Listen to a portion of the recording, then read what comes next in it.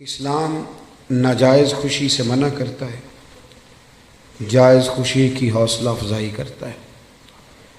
نبی کریم صلی اللہ علیہ وسلم نے فرمایا کہ جب تم شادی کرو تو ولیمہ ضرور کرنا، چاہے ایک بکری کا بچہ ہی ذبح کرو۔ اور پھر صحیح بخاری میں موجود ہے، حضور علیہ السلام نے فرمایا جب تمہیں کوئی ولیمے کی دعوت دے تو ضرور جانا۔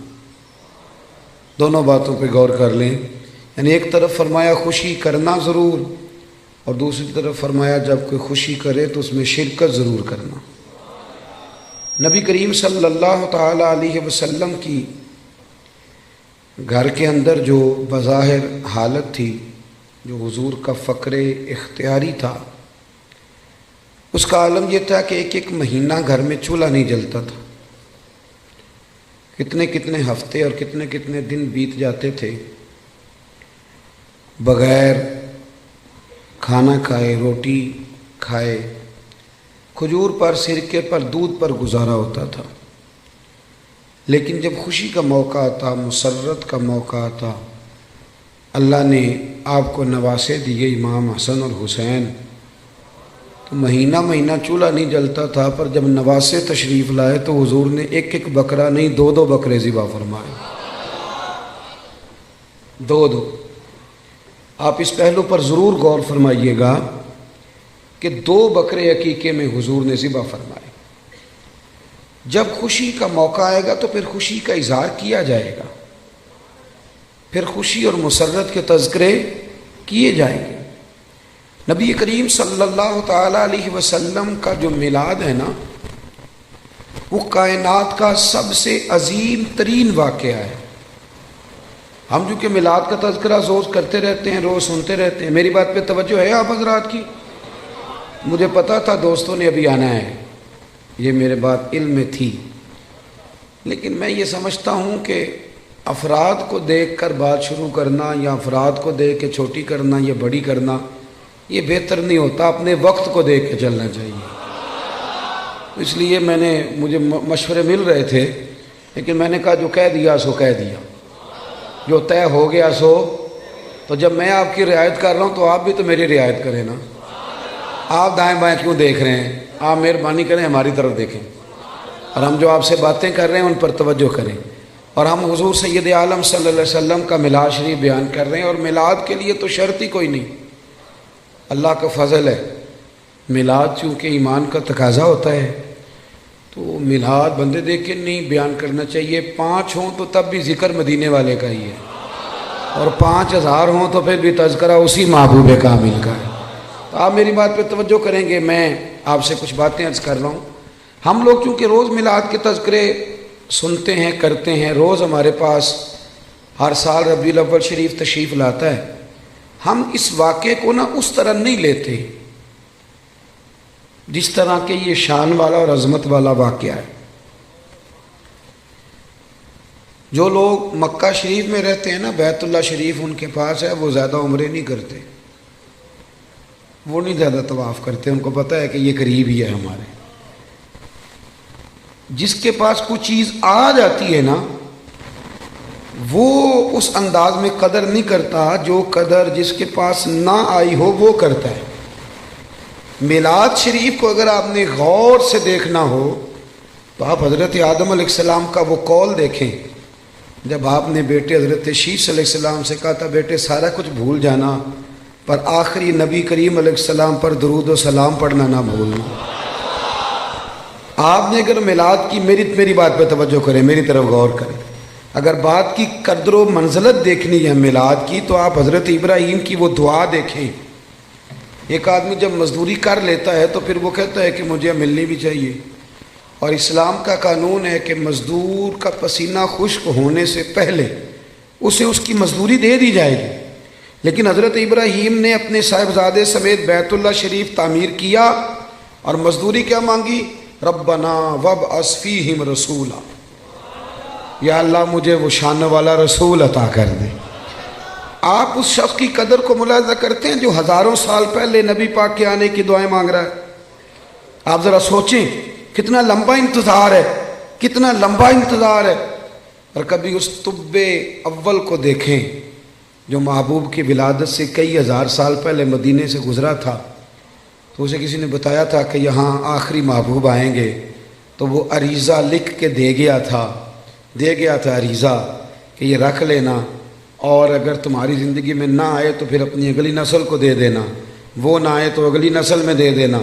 وہ چلتے چلتے حضرت ابو ایوب انصاری تک پہنچا تھا۔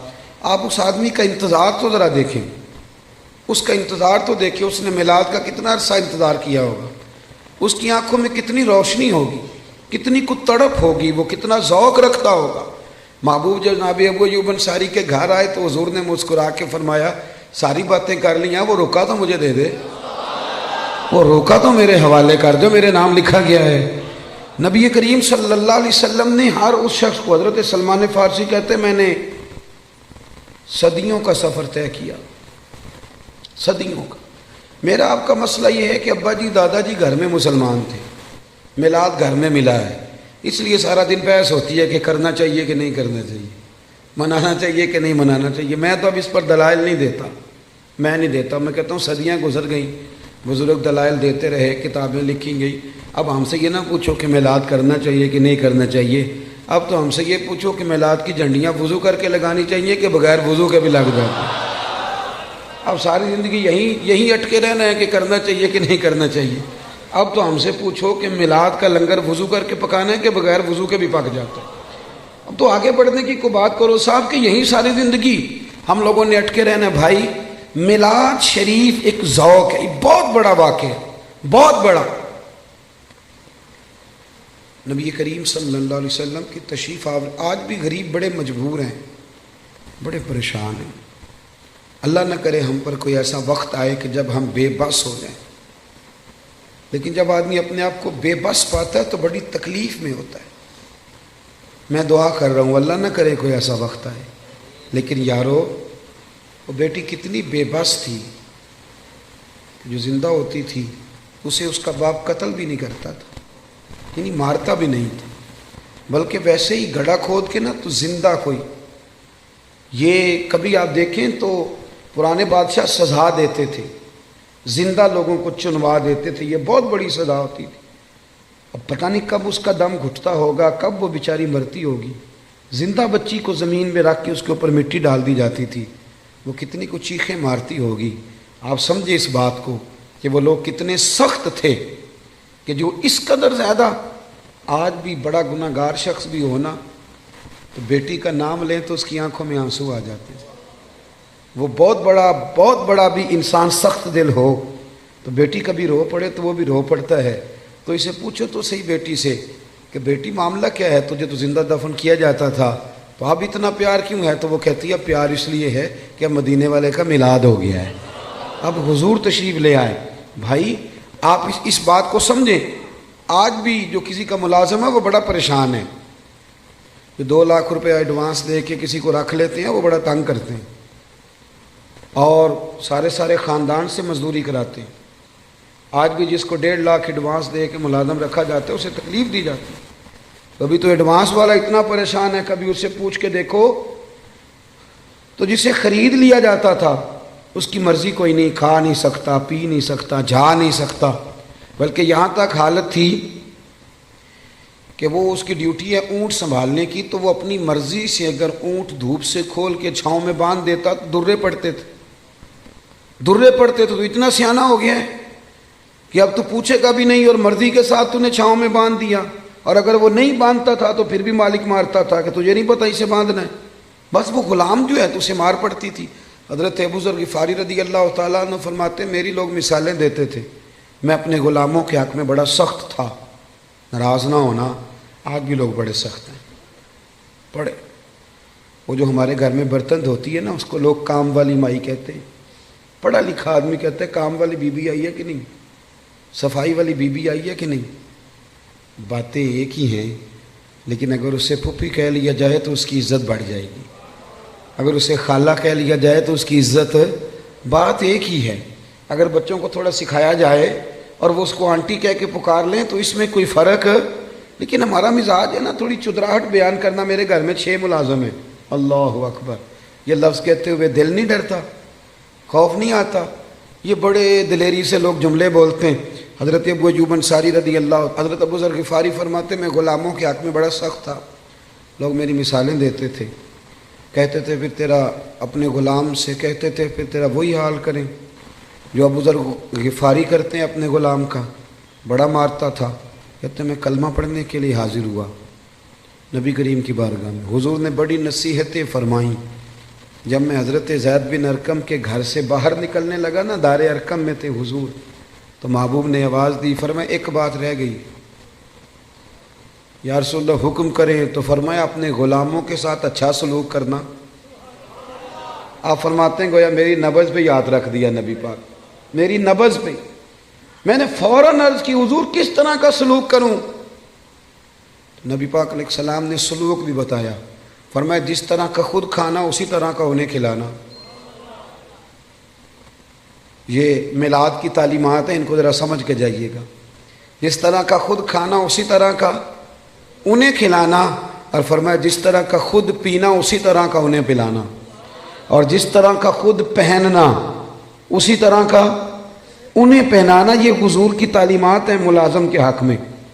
آج پڑھی لکھی سوسائٹی میں یہ ہوتا ہے سارا کچھ، جو بڑا شور کرتے ہیں لبرل لوگ کہ ہم جی بڑے بڑے حقوق بیان کرتے ہیں سوسائٹی میں، تو یہ کرتے ہو سارا کچھ کہ جس طرح کا خود کھانا اسی طرح کا انہیں بھی کھلانا، جس طرح کا خود پینا اسی طرح کا انہیں بھی پلانا۔ حضرت ابو ذر غفاری فرماتے ہیں میرے غلام بڑا ڈرتے تھے، پر میں حضور کی بات سن کے جب گھر گیا نا، تو آج میں نے اپنی اہلیہ سے کہا کھانا تم پکاؤ گی۔ کہ انہوں نے کھانا پکایا تو میں نے خود دسترخوان پہ چنا، آدھے غلام ادھر بٹھا لیے آدھے ادھر بٹھا لیے، میں بیچ میں بیٹھ گیا۔ فرماتے ہوں میرے ساتھ جو غلام بیٹھا تھا وہ بوڑھا تھا، وہ لقمہ اٹھاتا تو ہاتھ کانپتے۔ میں نے انہیں کہا بابا ڈرتے کیوں ہو؟ تو کہنے لگا اب نہیں مجھ سے درے کھائے جاتے، میں بوڑھا ہو گیا ہوں۔ روٹی پہ بٹھا لیا، جو اصل بات ہے وہ بتائیے، ہمیں ڈر آتا ہے آپ سے۔ تو حضرت ابو ذر غفاری فرماتے میں کبھی نہیں رویا تھا، پر آج میں رو پڑا۔ میں نے کہا بابا اب تمہیں کوئی بھی نہیں مارے گا، اب تم پر کوئی درے نہیں برسائے گا، اب تمہارے سفید بالوں کی قدر ہوگی۔ وہ کہنے لگے اب کیا ہوا ہے؟ تو میں نے کہا میں مدینے والے رسول کا غلام بن گیا ہوں، اور حضور نے حکم دیا ہے غلاموں کے ساتھ اچھا سلوک کرنے کا۔ بھائی میلاد، آپ ذرا پس منظر میں جائیں، میلاد کو ذرا دیکھیں۔ میں نا اس سال ربیع الاول شریف پہ نا ہر محفل میں دوستوں کو ایک مشورہ دے رہا ہوں، آپ کو بھی دے دوں؟ جو چوپ ہے ان کی ہاں ہے کہ نہ ہے؟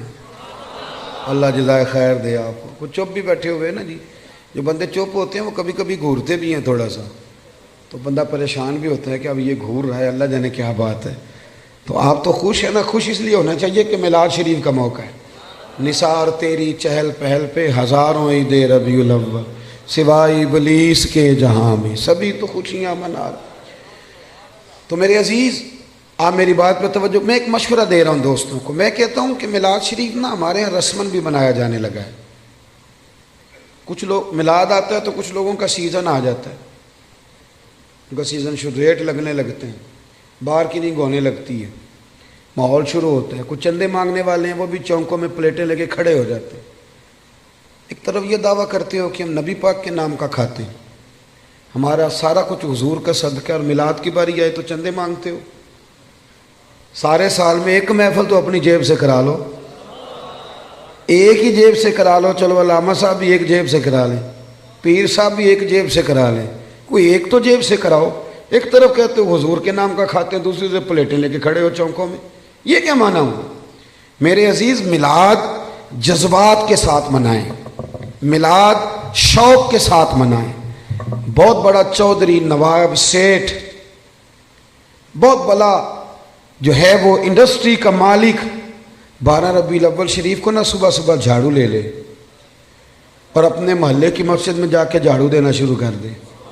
وہ سارے لوگ پوچھیں سیٹھ صاحب آپ نے تو کبھی خود اٹھ کے پانی کا پیالہ نہیں پیا، آج خیریت ہے؟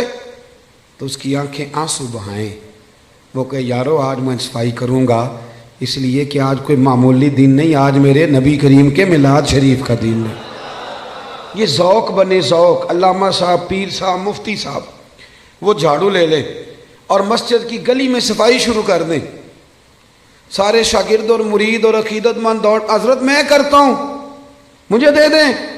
تو وہ کہ نہیں یار تو پیچھے ہٹ جا، مجھ سے تو کسی نے سلام نہیں لینی تھی، میرا تو کسی نے حال نہیں پوچھنا تھا، یہ میری جتنی شانیں ہیں یہ مدینے والے محبوب کے میلاد کا ہی صدقہ ہے۔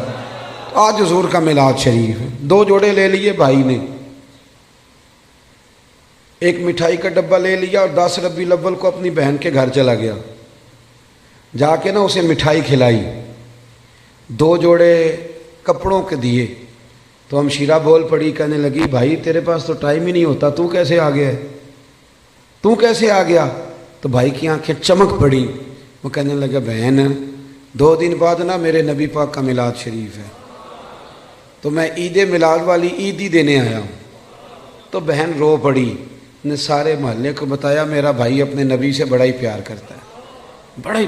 میلاد میں نا جذبات نہیں شامل ہوتے، اب بات رسمن رہ جاتی۔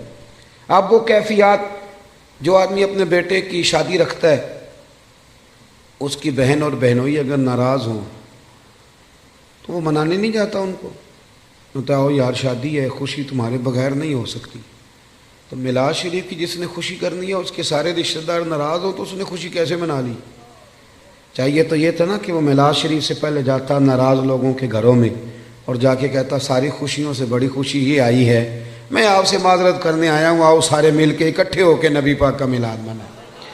ہم اگر میلاد میں جذبات شامل کریں، ذوق شامل کریں، گہرائی میں اتر جائیں، گہرائی میں جائیں، اور پھر جتنی تعلیمات ہیں نبی پاک کے میلاد کی، جتنی تعلیم، دیکھو نا آج بھی جب میلاد کا اسٹیج سجتا ہے نا،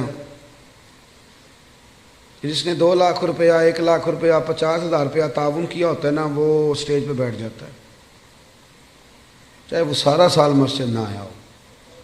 اس نے جیب میں رکھی ہوتی ہے، سیاستدان نے، سیٹھ صاحب نے ٹوپی، تو وہ سفید ٹوپی نکالتا ہے، چونکہ اس نے 50,000 دیا تو آ جاتا ہے اسٹیج پہ، اور جن کے ہاتھوں میں نوٹوں کی دتیاں آتی ہیں وہ سارے فرنٹ سیٹ پہ بیٹھے ہوتے ہیں، اور پھر ان کے نام بھی نعت خواں یاد کر لیتے ہیں، اللہ ماشاء اللہ، کہتے ہیں یہ حاجی بڑا عاشق رسول ہے۔ بھی عشق تو اندر کی بات ہے، تجھے کیسے پتہ چلا اس کے اندر ہے کہ نہیں؟ یہ تو تو کیسے گہرائی میں اتر گیا کہ حاجی عاشق رسول ہے، کہ یہاں عشق رسول کے لیے نوٹوں کی دتی کا ہونا ضروری ہے؟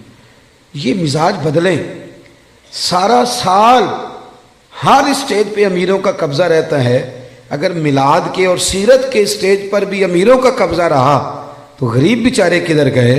ایک تو نیکی کرو، محلے کا جو سب سے غریب آدمی ہے جس کو کبھی کسی نے نہیں پوچھا اس کے لیے ایک جوڑا بنواؤ، اس کے سر پہ دستار سجاؤ، اور جو فجر کے وقت آ کے مسجد کھولتا ہے، صفائی کرتا ہے، اسے کپڑے پہناؤ اچھے، دستار سجاؤ، میلاد کے اسٹیج پہ بٹھاؤ، تو وہ کہے اب کیا کرنا ہے تو اسے کہو اب کہنا ہے ہم غریبوں کے آقا پہ بے حد درود، ہم غریبوں کے آقا پہ، ہم غریبوں کے آقا پہ بے حد درود، اور ہم فقیروں کی ثروت پہ لاکھوں سلام۔ میلاد میں اصطلاحات کی ضرورت ہے۔ مجھے نہیں اچھا لگتا لنگر ہو میلاد شریف کا اور وہ چھتوں سے بانٹا جائے، ایک طرف لنگر اور وہ بھی لنگر شریف، اور پھینکا جا رہا ہے چھتوں سے۔ میلاد شریف کے لیے میں اپنے ہاں یہ اہتمام کرتا ہوں، میں کہتا ہوں تازی روٹی آپ باورچی سے کہیں وہ روٹیاں پکائے، صبح فجر کے بعد کھانا شروع ہو جاتا ہے۔ میں اپنے سنگیوں سے کہتا ہوں بھی سارا دن روٹی کھانی ہے آج، سارا دن۔ اس کا طریقہ یہ ہوگا کہ تھوڑی سی اب کھا لو، تھوڑی سی ٹھہر کے کھا لو، تو وہ کیسے کھانی ہے؟ غریبوں کو بلا بلا کے لاؤ۔ آپ کو پتہ ہے نا ہر محفل میں غریبوں کے دسترخوان الگ ہوتے ہیں، امیروں کے دسترخوان۔ پیر صاحب کو چونکہ گلے کی تکلیف ہوتی ہے تو ان کے لیے اللہ ماشاءاللہ دیسی گھی کی یخنی الگ تیار ہوتی، کالی مرچ والی، انہوں نے الگ کھانی ہوتی، وہ سارا بندوبست الگ سے تیار ہوتا ہے، اور غریب آدمی کو پھینکے جاتے ہیں یوں کر۔ یہ اعزاز نہیں۔ میری بات کی سمجھ آ رہی ہے؟ آپ مجھے بتائیں کہ آپ بیٹے کی شادی کریں تو شاپر پھینکیں گے، ڈبے پھینکیں گے، آپ چھتوں سے پھینکیں گے؟ آپ لوگ کہیں گے یہ کیا طریقہ ہے؟ آپ بٹھائیں لوگوں کو اور ان کے ساتھ خود بیٹھیں، سیٹھ صاحب، چودھری صاحب، علامہ صاحب، مفتی صاحب، پیر صاحب، ویسے ہی غریب کے ساتھ بیٹھ جائیں گے نا تو روٹی آنے سے پہلے ہی آدھا پیٹ بھر جائے گا اس کا، وہ سمجھے گا مجھے عزت مل رہی ہے، مجھے وقار مل رہا ہے۔ میلاد کے موقع پر غریب کو بٹھال کے، اللہ کرے کہ ہم یہ خوشی منائیں کہ آج روٹی میں اپنے ہاتھوں سے کھلاؤں گا، آپ کھانے ڈال ڈال کھلائیں، ان کو کھلائیں، ان کی خدمت کریں، اظہار مسرت کریں، شوق پیدا کریں۔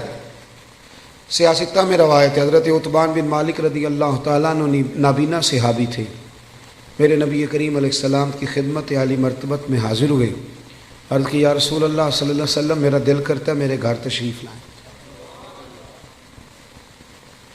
صاحب نسیم الریاض نے ایک باب باندھا ہے شرح شفا شریف میں، وہ فرماتے ہیں کہ جب تک نبی کریم علیہ السلام کا شوق نہیں نہ پیدا ہوتا ساری عبادتیں پھیکی رہ جاتی۔ کیا چیز جی؟ شوق۔ نبی کریم علیہ السلام فرماتے ہیں، رب فرماتا ہے جو مجھ سے ملنے کا شوق رکھتا ہے نا، اللہ فرماتا ہے میں بھی اس سے ملنا چاہتا ہوں، اور جس کے دل میں کبھی خواہش نہ پیدا ہوئی کہ میں اپنے رب سے ملوں، رب بھی اس کی ملاقات کو پسند نہیں۔ یہ شوق یعنی حضور علیہ السلام کا شوق، محبوب کے لیے اہتمام، بندوبست، یہ ضروری ہے۔ حضرت عتبان بن مالک عرض کرنے لگے یا رسول اللہ کبھی میرے گھر آئیں، تو نبی رحمت سید عالم صلی اللہ علیہ وسلم نے فرمایا کل ظہر کے بعد آؤں گا۔ کتنے لوگ آئیں؟ عرض کی حضور ظہر کے نمازی سارے ہی آ جائیں۔ حضرت ابو ہریرہ رضی اللہ تعالیٰ عنہ فرماتے ہیں ظہر کے نمازی سارے پہنچ گئے۔ آپ نے مجھ سے ناراض نہیں ہونا چونکہ آج آپ نے سننے کے بلایا ہے، تو جو میں سنا سکتا ہوں وہی سنانا ہے نا، میں نے جو مجھے آتا ہے وہی سنانا ہے نا آپ حضرات کو۔ میرا یہ دعویٰ ہے کہ نعرے سارے لوگ ہی لگاتے ہیں لیکن اپنے اپنے وقت پہ نعرے۔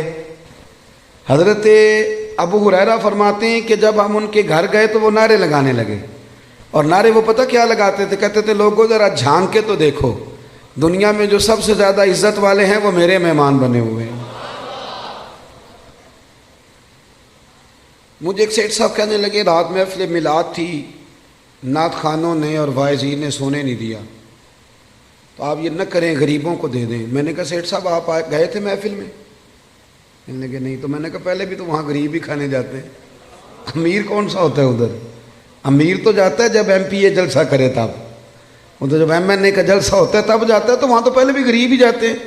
تو اور نہ ہے کسی غریب کو اگر کوئی رہ گیا تو وہ ہمیں دے دو، ہم اسے بھی کھلا دیتے ہیں، ورنہ میلاد کی محفلوں میں، اور میں صحیح کہہ رہا ہوں کہ نہیں؟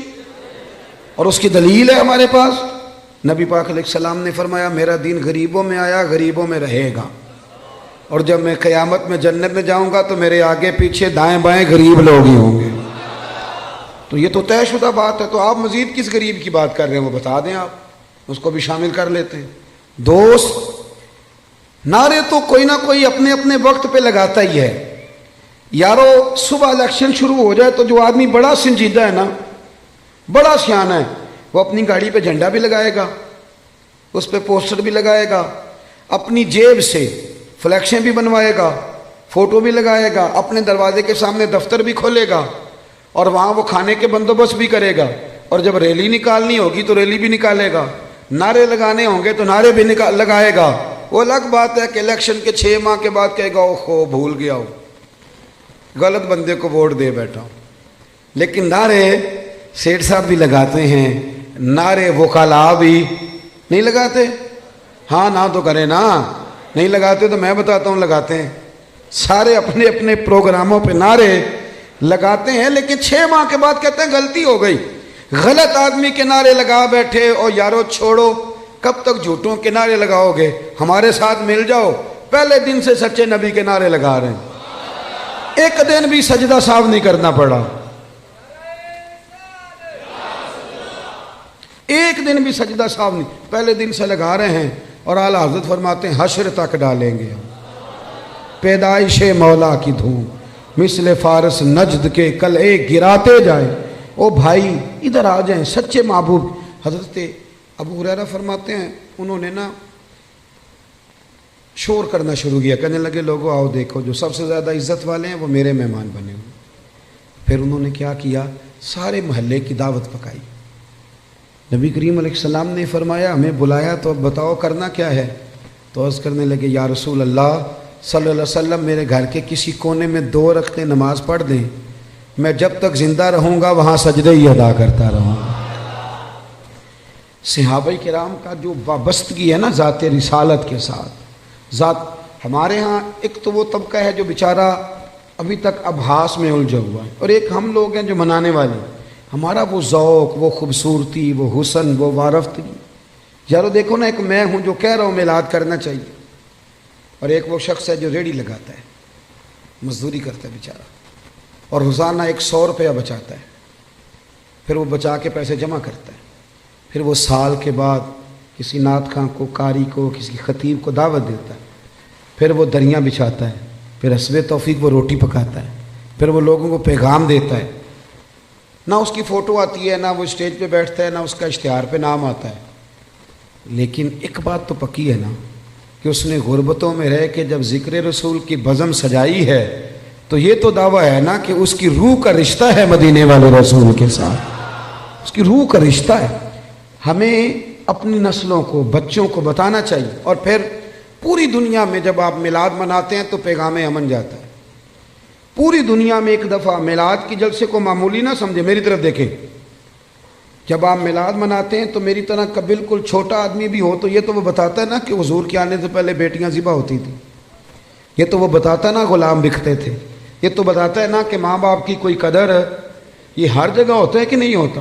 ہر میلاد میں، بلکہ کئی لوگ شکوہ بھی کرتے ہیں، لو جی ہر سال وہی بات چھیڑ دیتے ہیں، تو میں کہتا ہوں یہی تو بات ضروری ہے چھیڑنی۔ ہر آدمی یہ ہر سال یہ بات بتلاتا ہے نا کہ غلام بکتے تھے، ہر سال ہر آدمی یہ بات کرتا ہے کہ ماں باپ منڈیوں میں بیچے جاتے تھے۔ تو جب آپ ربیع الاول شریف میں میلاد مناتے ہیں نا تو نبی پاک کی تعلیمات نئے سرے سے پوری دنیا کے اندر پھیلتی، نئے سرے سے، نئے سرے سے۔ اور میں نے دیکھا ہے، میں نے ملک سے باہر بھی دیکھا ہے کہ صرف ایک زبان میں نہیں، ہر زبان میں میلاد کے جب تذکرے چھڑتے ہیں ہر زبان میں، تو پوری دنیا میں یہ پیغام جاتا ہے کہ یہ 12 ربیع الاول کے جو ایام ہے یہ پیغام امن کے ایام، یہ پیغام محبت کے ایام۔ یہاں عورتوں کے حقوق کی بات ہوگی، یہاں جانوروں کے حقوق کی بات ہوگی، یہاں ماں باپ کے حقوق کا ذکر ہوگا، یہاں پڑوسی کے حقوق کا ذکر ہوگا، یہاں بیٹی کی بابت بتایا جائے گا۔ ایک بات اور آپ سے کرنی ہے، اس پر بھی آپ نے خاص توجہ کرنی ہے۔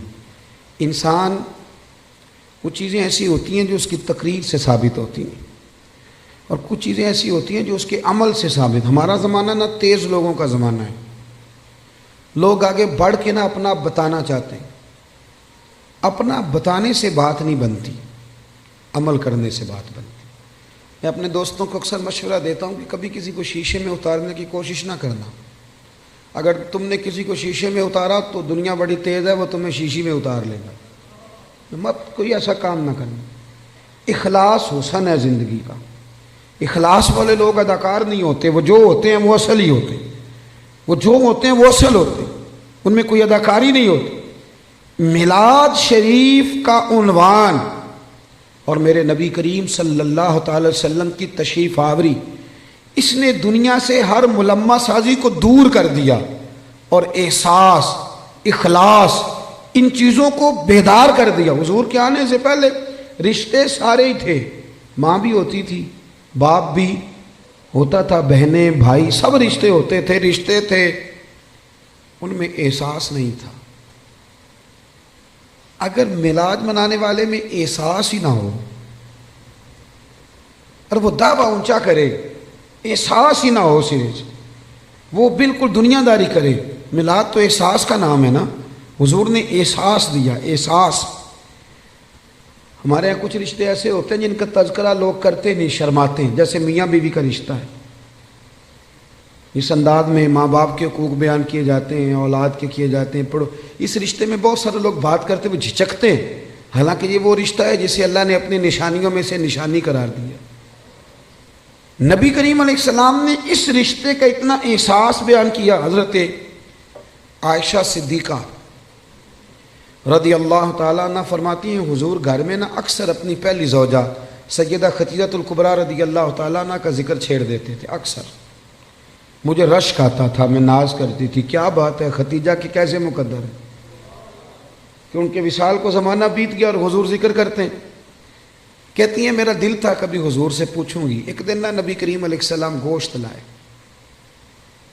اور مجھ سے فرمایا کہ آج تک گوشت پکاؤ۔ کہتی ہیں وہ گوشت میرے سامنے ہے، میں صاف کرنے لگی تو محبوب کریم علیہ السلام نے فرمایا ذرا شوربہ زیادہ کرنا۔ میں نے کہا یا رسول اللہ صلی اللہ علیہ وسلم کچھ مہمان آئیں گے؟ تو حضور فرمانے لگے نہیں، مجھے پتہ چلا ہے مدینے میں نا ختیجۃ الکبریٰ کی کچھ سہیلیاں آئی ہیں، تو تم شوربہ زیادہ پکانا، میں کچھ سالن انہیں بھی بھیجوں گا۔ میں کہہ رہا ہوں ذرا رشتے کے احساس کی شدت کو ملاحظہ کریں۔ وہ باتیں جو اکثر لوگ کرتے وہ جھجکتے ہیں کہ اب اس کی بھی شدت بیان کی جائے گی۔ فرمایا میں نے نا انہیں سالن بھیجنا ہے۔ تو حضرت عائشہ صدیقہ کہتی ہیں میں نے جھجکتے سنبھل کر، سوچ کر، مسجع مکفہ، بڑی احتیاط سے نظریں جھکا کے ایک جملہ کہا۔ میں نے کہا یا رسول اللہ صلی اللہ علیہ وسلم، اللہ نے آپ کو جوان اور خوبصورت بیویاں دی ہیں، آپ تو ہر وقت حضرت ختیجہ کا ذکر ہی کرتے رہتے۔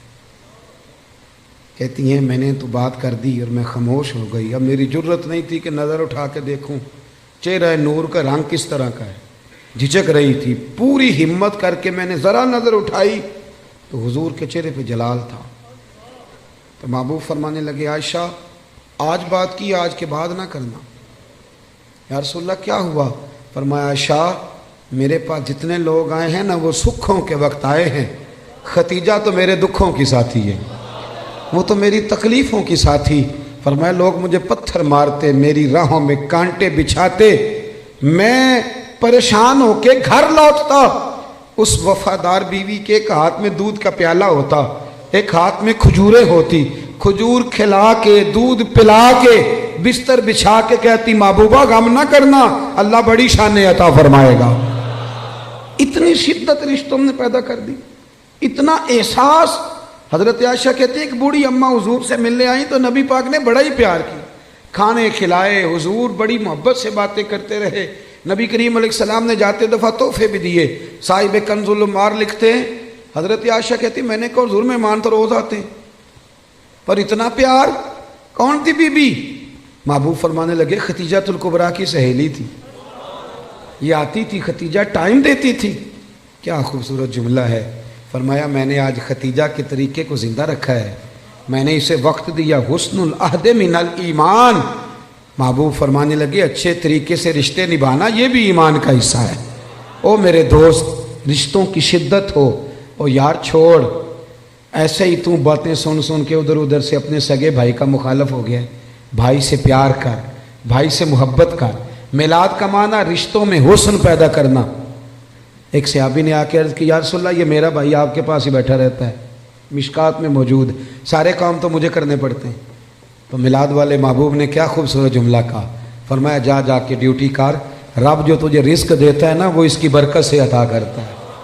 اتنا حسن پیدا کر دیا رشتوں میں، اتنا۔ او یار بہن کے لیے جو جذبات نبی پاک نے بیان فرمائے۔ حضرت شیمہ حضور کی رضائی بہن تھی، توجہ ہے میری بات پر؟ میں ایک شکوہ کر لوں آپ دوستوں سے ہلکا سا، بھائی نہ یاروں کو ٹائم دیتے ہیں، بہنوں کو نہیں دیتے، فون بھی نہیں کرتے۔ بہن پردیس میں نہ انتظار کرتی رہتی ہے کہ چلو کبھی بات کریں۔ میں آپ کو بڑی ذمہ داری سے کہتا ہوں، میرے ایک سنگی نے ایک دفعہ کہا کہ پیر صاحب میرے لیے دعا کرنا، تو میں نے اسے کہا یار میں تو مصروف آدمی ہوں، میں کوشش کرتا ہوں کہ یا اللہ جن نے دعاؤں کے لیے کہا سب کی قبول کر۔ کہنے لگا میں بڑا پریشان ہوں، نام لے کے کریں۔ میں نے کہا میں نہیں وعدہ کرتا، ہاں اگر تو نے صحیح دعا کرانی ہے نا رونے والی تو اپنی بہن سے کہے، وہ تو اشارہ دے جا کے میرے لیے دعا کرنا تو مسلح بھگو دے گی رات کو رو رو۔ ہاں بیٹی سے کہے، اور اگر بہت جلدی قبول کرانی ہے تو پھر اپنی اماں کے کان میں کہے، پھر دیکھ تیرے لیے کس طرح دروازہ کھلتا ہے۔ اور میرے نبی کریم نے وعدہ بھی فرمایا ہے، حضور فرماتے ہیں جب ماں باپ اولاد کے لیے ہاتھ اٹھاتے ہیں تو رب خالی لوٹاتا ہی نہیں۔ حضور نے نا یہ احساس دیکھیں نا، آج لبرل لوگ کھڑے ہوتے ہیں تو وہ کہتے ہیں جی اسلام نے جی بہنوں کا حصہ آدھا رکھا ہے اور بھائی کا ڈبل رکھا ہے۔ میں کہتا ہوں تم نے دین سیکھا ہی نہیں، ہمارے پاس آؤ ہم تمہیں بتائیں۔ بیٹی کا حصہ زیادہ ہے بیٹے سے، کہتے ہیں جی وہ تو ڈبل ہے۔ اور میں نے کہا خدا کے بندے عورت کا حصہ سنگل ہے، پر یہ بتاؤ اس کے ذمہ کوئی حق ہے؟ بچوں کا نان نفقہ ماں کی ذمہ داری کہ باپ کی؟ بیوی کا نان و نفقہ اس نے دینا ہے، بچوں کی پرورش خاوند نے کرنی ہے، ماں باپ کی ذمہ داری کس نے اٹھانی ہے؟ عورت کا حصہ سنگل ہے، ذمہ داری کوئی بھی نہیں، وہ سارا اس کے پاس بجٹ ہی بجٹ ہے، وہ لگا دے تو اس کی مہربانی، خرچ کرے تو اچھا، ورنہ اس کے ذمہ کوئی حق نہیں ہے سوائے اس کے کہ زکوٰۃ فرض ہو جائے یا حج فرض ہو جائے یا قربانی واجب ہو جائے، اس کے ذمے کوئی حقوق، مرد کا حصہ ڈبل ہے، پر ذرا اس کی ذمہ داریاں تو دیکھ۔ وہ میری طرف دیکھ کے خوش ہونے لگا، کہنے لگا صاحب آج تو آپ نے رخ ہی بدل دیا بات کا۔ اور میں نے کہا آپ دور بیٹھ کے باتیں سنتے ہیں نا، آپ کبھی قریب آئیں، جتنا جتنا میرے محبوب کا دین پڑھتے جاؤ گے نا، میرے محبوب کے غلام بنتے جاؤ گے، گدائی کرتے جاؤ گے رسول کریم۔ حضرت شیمہ حضور کی رضائی بہن تھی، حضرت حلیمہ سعدیہ کی بیٹی۔ ان کے قبیلے پر مسلمانوں نے باقاعدہ حملہ کیا، گرفتار ہوئے لوگ، اور بڑی سخت جنگ لڑی مسلمانوں۔ یہ جب آئی نا مدینے تو حضرت ابو ہریرہ کہتے ہیں آگے کہنے لگی میری نا اپنے نبی کریم علیہ السلام سے ملاقات کراؤ۔ تو میں نے بی بی کا دوپٹہ دیکھا تو پرانا تھا، میں نے حالت دیکھی تو اس کی پرانی تھی، سادے کپڑے۔ کہنے لگی کراؤ نا میری ملاقات۔ اللہ اکبر، 2-3 دفعہ کہا تو میں نے کہا تم کون ہو؟ کہنے لگی جا کے نا تو محبوب کی بارگاہ میں عرض کرو کہ یا رسول اللہ شیمہ آئی ہے، کان میں کہو۔ حضرت ابو ہریرہ کہتے ہیں کہ میں اس کی باتیں سن رہا تھا، مجھے یقین نہیں تھا۔ میں نے کہا یہ بی بی کس طرح بول رہی ہے؟ یہ اعتماد اگر ہوتا ہے تو صرف بہن کو ہی ہوتا ہے، یہ رنگ اسی کا ہوتا ہے۔ کہتے ہیں میں گیا اور میں نے جا کے حضور کے کان میں کہا یا رسول اللہ ایک بی بی ہے سادے سے کپڑے، جو لوگ گرفتار ہو کے ہیں ان میں آئی، کہتی میرا نام شیمہ ہے۔ حضرت ابو ہریرہ کہتے ہیں محبوب نے تو دونوں مقدس آنکھیں کھول کے میری طرف دیکھا، فرمایا شیمہ؟ یا رسول اللہ ہاں۔ کہتے ہیں حضور اتنی تیزی سے اٹھے کہ چادر مبارک منبر پہ رہ گئے۔ محبوب گھر لے گئے، کہا عائشہ کو بھی بلاؤ، فاطمہ کو بھی بلاؤ، سودا اور حفصہ کو بھی بلاؤ، میری ہمشیرہ آئی ہے۔ کھانے بننے لگے، خدمتیں ہونے لگی۔ سارا زمانہ ترستا ہے کہ مدینے میں کوئی کلی بن جائے، پر میرے محبوب فرمانے لگے شیمہ تو پسند کرے تو تیرے لیے مدینے میں مکان نہ بنا دوں، اگر تو کہے تو میرے پاس رہ جا میری بہن، یہاں رہ جا۔ حضرت عائشہ کہتی میں رو رہی تھی کہ محبوب اتنا پیار، اتنی محبت، وہ رضائی بہن کے ساتھ۔ میلاد تو احساس کا نام ہے، تیرے اندر احساس ہی نہ ہو اور تو خالی نعرے لگا کہ گھر لوٹ آئے، تو میلاد کو کیا سمجھا؟ تو مقصد تک کیسے پہنچا؟ میرے عزیز غور کرے۔ حضرت شیمہ کہنے لگی نہیں میں نے واپس جانا ہے، اور میں ٹھیک ہے میں تیاری کرا دیتا ہوں۔ کہنے لگی اکیلی نہیں جاؤں گی، میرا جتنا قبیلہ گرفتار ہوا ہے سارا آزاد کریں۔ حضرت عائشہ کہتی ہیں پہلے جتنی بھی باتیں ہوتی تھی مشورے سے ہوتی، صحابہ کو بلایا جاتا، مشورہ کیا جاتا، لیکن ادھر بہن کے لب ہلے آزاد کرنے، ادھر حضور نے مشورے نہیں لیا، فرمایا جا سارے ہی آزاد ہیں بغیر مشورے۔ احساس کا نام میلاد ہے، تھوڑا احساس۔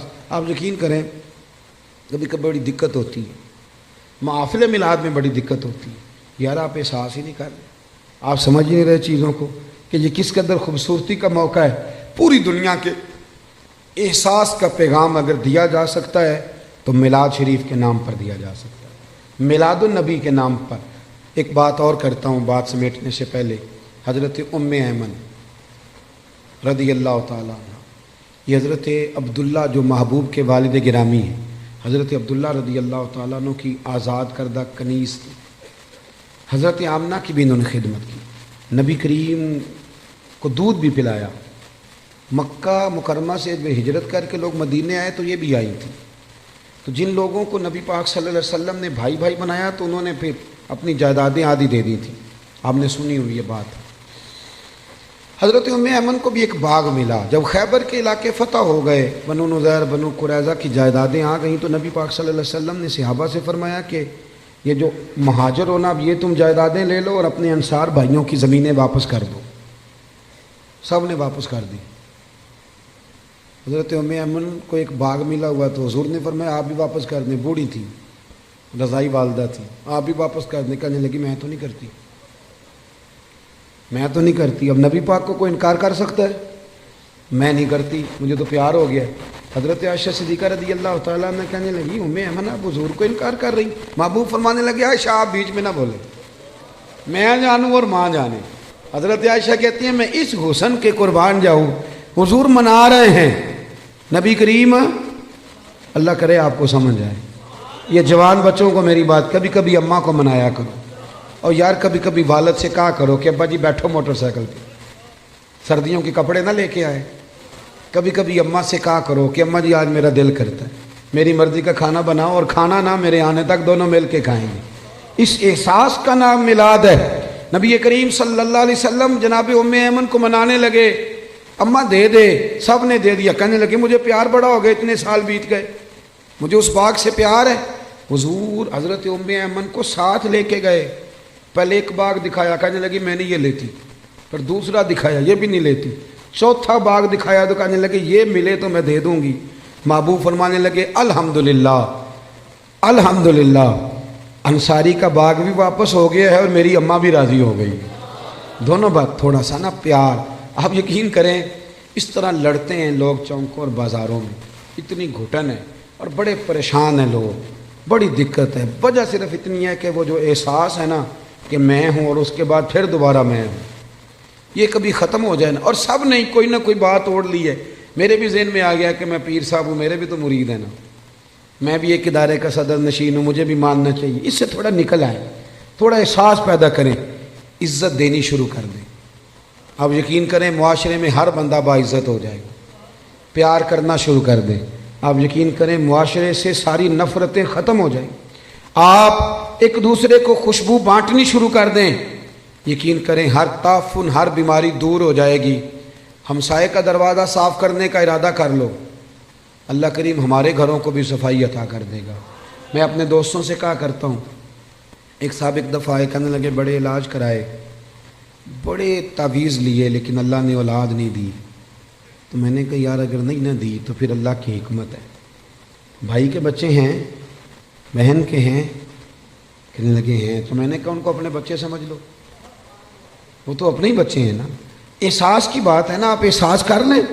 آپ یقین کریں ایک بزرگ تھے تو ان کے پوتے بیاہنے کے قابل ہو گئے تھے، تو بڑی فکر کرتے تھے گھر کی، تو ان کے بچے مجھے کہنے لگے ابا جی فکر سے بیمار ہیں، انہیں سمجھائیں۔ تو میں نے کہا بابا جی آپ چھوڑ کیوں نہیں دیتے؟ کہنے لگے بچپن سے ہی فکر والا ہوں، ماں باپ کی بڑی کی ہے، بہن بھائیوں کی بھی بڑی کی ہے، اولاد کی بھی بڑی کی ہے، جب تک زندہ ہوں فکر ہی کرتا رہوں۔ میرا دل کرتا ہے میری زندگی میں پوتے پوتیاں بھی اپنے اپنے گھر والے ہو جائیں۔ تو اگر تو احساس ہو گیا تو پھر تو بڑی بات ہے، نہ ہوا تو نہ ہوا۔ اپنی زندگی میں شعور لائیں۔ اگر ہم تھوڑا تھوڑا کر کے میلاد کو اس کے حسن کے ساتھ سجانے لگے، پیار کرنے لگے، اور کم از کم یہ سارے دن ہی ہمارے درود و سلام میں گزر جائیں، یہ سارے دن۔ اور اگر 12 ربیع الاول شریف کو بھی کسی نے 5 نمازیں نہ پڑھی تو پھر شکوہ کرنے والا شکوہ تو کرے گا نا، اور صحیح کرے گا کہ وہ نماز جس کے بارے میں نبی پاک نے فرمایا نماز پڑھو گے تو میری آنکھیں ٹھنڈی ہو جائیں گی، تو میں نماز پڑھ کے بھی تو انسان نبی کریم کو راضی کرتا ہے نا۔ بہت ساری چیزوں کو آپ حدود میں لائیں۔ آپ کے شہر کا مجھے نہیں پتہ، میں نے اپنے شہر میں دوستوں سے ہاتھ باندھ کی گزارش کی ہے، ہاتھ باندھ، باقاعدہ ہاتھ باندھ کی۔ میں نے کہا تھا مہربانی کرو عورتوں کو ماڈل دیکھنے نہ لانا، ہم پہ رحم کھاؤ۔ یہ کون سا میلاد ہے کہ آپ بیویوں کو موٹر سائیکل پہ بٹھائیں اور بے پردگی کرے راتوں؟ یہ کون سا میلاد شریف؟ مہربانی کرنا۔ اور کسی جگہ میلاد میں کوئی غیر شرعی حرکت ہوتی ہے تو یاد رکھنا وہ میلاد سے حضور راضی نہیں ہوں گے، بلکہ نبی کریم علیہ السلام گریبان تھامیں گے اور سوال کریں گے کہ میرے نام پر یہ دھما چوکڑی، اتنا بڑا ظلم، مہربانی فرمائیں۔ بالکل دائرہ شریعت کے اندر، بالکل۔ اور میلاد میں وہی کام کریں جو ہمارے بزرگوں نے ہمیں دیے ہیں۔ سب سے پہلے تلاوت ہوتی ہے، اس کے بعد نعت شریف کے بعد بیان، اور بیان کے بعد سلام، اور سلام کے بعد، اور آپ کسی کے سامنے یہ والا میلاد پیش کریں گے تو میں ذمہ داری سے کہہ رہا ہوں کہ اس میں سے کوئی چیز ایسی نہیں جس پہ کوئی ناجائز کہہ سکے۔ نہ قرآن پڑھنا ناجائز ہے، نہ نعت پڑھنا، نہ تقریر کرنا ناجائز ہے، نہ محبوب پہ درود و سلام بھیجنا، کوئی ایسی چیز نہیں۔ لیکن بہت اندر رہ کے، اور وہ جو لوگ سیاستدانوں کے نعرے لگاتے ہیں اور سیٹھوں کے جلسوں میں جاتے ہیں، ان سے بھی میری گزارش ہے کہ اگر وہاں کے لیے وقت نکل سکتا ہے تو پھر مہربانی کرنا میلاد کے جلوس میں بھی سب سے اول صفوں میں نظر آنا، اول صفوں میں نظر آنا، اور میلاد کی محفلوں میں بھی ذرا آگے آگے دکھائی دینا۔ دعا کرتا ہوں جو میں کہہ سکا اللہ قبول فرما لے، جہاں ہم بھول گئے اللہ ہم سے درگزر فرمائے۔ اللہم صلی علی سیدنا و مولانا محمد معدن الجود والکرم وعلیہ وبارک وسلم۔ اللہ ہمارا حاضر ہونا قبول فرما، دین کے کاموں میں اخلاص عطا فرما، ریاکاری، بناوٹ، تصنع، ذاتی شہرت، ذاتی مفادات سے محفوظ فرما، ہمارے گناہ معاف فرما، ہماری غلطیوں سے درگزر فرما۔ اللہ نفع والا علم عطا فرما، اخلاص والا عمل نصیب فرما، محبوب کے میلاد کا صدقہ امت مسلمہ کے حق میں رحمت والے فیصلے فرما۔ 80 لاکھ کشمیری ظلم کی چکی میں پس رہے ہیں، مالک ان کی مدد فرما۔ سالوں بیت گئے پر برما کے مجبور ابھی بھی خیموں میں رہتے، اللہ ان کی مدد فرما۔ فلسطین کا لوگ ذکر کرنا ہی چھوڑ گئے، اللہ ان بیٹیوں پہ رحم فرما۔ عراق پہ، افغانستان، لیبیا پہ روز بم برستے، اللہ محبوب کریم کی تشریف آوری کا صدقہ امت کے حال پہ رحم فرما۔ پاکستان کو استحکام عطا فرما، نبی کریم علیہ السلام کی شریعت کا یہاں نفاذ فرما، نظام مصطفیٰ علیہ السلام کی ٹھنڈا سویرا ہمیں عطا فرما۔ میرے جن دوستوں نے یہ خوبصورت بندوبست کیا ہے، اللہ ان کی دنیا بھی سنوار دے، آخرت بھی سنوار دے، اللہ ان کے حال پہ رحم فرما دے، ہر پریشانی اور آزمائش سے بچا۔ کتنی تعداد میں دور و نزدیک سے احباب تشریف لائے، اللہ تیرے لیے، تیرے محبوب کے لیے بیٹھے، ہمارا بیٹھنا مقبول فرما۔ بیماروں کو شفا دے دے، مقروضوں کو قرضوں سے رہا کر دے، جو تنگ دست ہیں انہیں وسعت رزق دے دے۔ اللہ یہاں جتنے لوگ بیٹھیں، جس کے دل میں جائز آرزو ہے اپنے فضل سے پوری فرما دے۔ رب اغفر وارحم وانت خیر الراحمین۔ اللہ بالخصوص دعا کرتے ہیں ٹرین کے حادثے میں جو لوگ زخمی ہیں انہیں شفا دے دے، اللہ جن کے پیارے بچھڑ گئے انہیں صبر اور حوصلہ دے دے، ہمیں زمینی اور آسمانی آفات و بلیات سے محفوظ فرما۔ رب اغفر وارحم وانت خیر الراحمین، وصلی اللہ تعالی علی حبیبہ سیدنا و مولانا محمد۔ السلام علیکم۔